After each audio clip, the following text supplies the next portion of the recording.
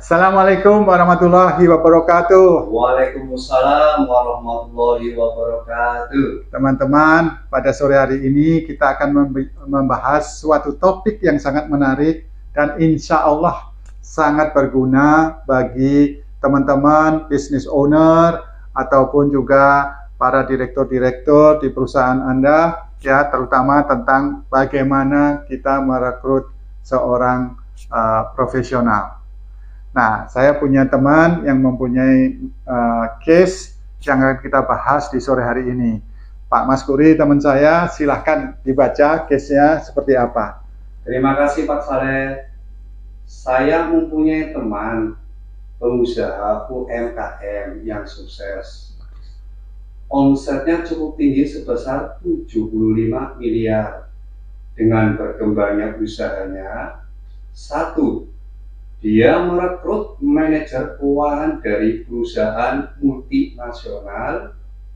Dua, tapi dia mengeluh kepada saya karena data-datanya suka terlambat. Tiga, analisa jarang dibuat. Tolong beri saran Pak Saleh. Oke Pak Maskuri, jadi ada 3 problem. Oh ya, dikasih buku saya ya. Oke. Jadi teman-teman sekalian, rekannya Pak Maskuri ini mempunyai 3 problem ya. Seorang UMKM yang sukses, yang sudah mempunyai omset 75 miliar setahun. Yang artinya kira-kira sebulan lebih dari 6 miliar. Ini adalah usaha yang cukup besar dan insya Allah akan terus berkembang apabila ada manajer yang bisa membantu CEO untuk melaksanakan bisnis lebih bagus lagi. Nah, tadi ada 3 problem ya Pak Maskuri ya. Betul sekali Pak Saleh. Yaitu seiring dengan perkembang usahanya, dia merekrut manajer keuangan. Nah, ini dia ingin maju manajer keuangan dari perusahaan multinasional. Kemudian kedua, tapi dia masih mengeluh meskipun dia merekrut manajer keuangan dari perusahaan multinasional. Yaitu karena apa? Data-datanya suka terlambat dan tidak akurat. Betul ya? Betul. Yang ketiga, nah ini juga penting sekali, analisa bisnis jarang dibuat. Betul? Betul. Jadi teman-teman ada 3, yaitu manajer multinasional yang belum perform karena data terlambat. Betul. Dan analisa jarang dibuat. Betul. Nah, teman-teman sekalian, inilah namanya sindrom manajer yang belum berpengalaman dan melapor kepada CEO yang mungkin tidak mengetahui detail dari permasalahannya. Sehingga manajer profesional ini masalah komunikasi dengan CEO. Di satu adalah dia mungkin sungkan melakukan ini Pak Maskuri, komunikasi dengan CEO-nya. Yang kedua, CEO-nya belum mengerti detail tentang keuangan, sehingga dianggap aja semuanya benar, begitu. Padahal itu yang tidak boleh dilakukan. Nah, kita bahas satu ya. Iya. Tadi kita sudah bahas, yaitu manajer dari multinasional. Yang kedua, dia mengeluh, si owner tadi ya Pak. Betul Pak. Mengeluh kepada Pak Maskuri karena si manajer profesional ini suka mengirim data-data yang terlambat. Katakanlah diminta hari Senin, tapi tidak bisa baru selesai hari Rabu. Ya kan? Betul Pak. Nah, ini dia. Yang kedua, problem yang ketiga adalah analisa jarang dibuat.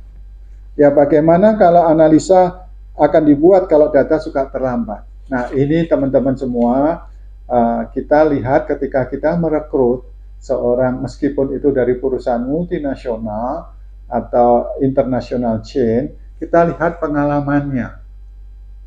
Ya, kita lihat pengalamannya. Kalau memang pengalamannya kurang dan sebagainya, itu kita bisa lakukan beberapa hal. Tapi yang penting adalah yaitu manajer profesional tadi adalah kita coba juga introspeksi di diri kita sendiri.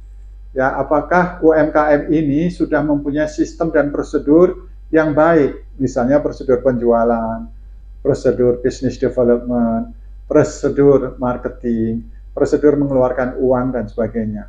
Karena di sini teman-teman ada perbedaan seorang entrepreneur dengan seorang profesional. Seorang profesional itu adalah spesialis, Pak Mas Guri. Betul. Ya, spesialis dan dia background-nya sudah ada data-data yang siap, SOP yang siap, sistem yang siap, ya kan? Kemudian teman-temannya juga teman-teman yang pintar semua.